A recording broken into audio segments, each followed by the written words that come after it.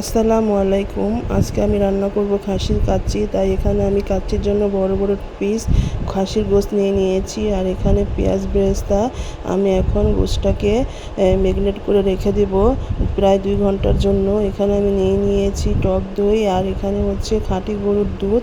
এখন আমি সব রকমের মশলা দিয়ে এগুলো দিয়ে খুব সুন্দর করে ম্যারিনেট করে গোশতটা 2 ঘন্টার জন্য রেখে দিলাম। আর যে পাতিলায় আমি কাচ্চিটা বসাবো সেই পাতিলটা আমি এখন রেডি করে নিচ্ছি। এখানে আমি আটা দিয়ে পাতিলটাকে রেডি করে নিলাম এবং এখানে আমি বসিয়ে দিয়েছিলাম বাসমতি চাল, একটু সিদ্ধ করে ঝরা দিয়ে নিলাম।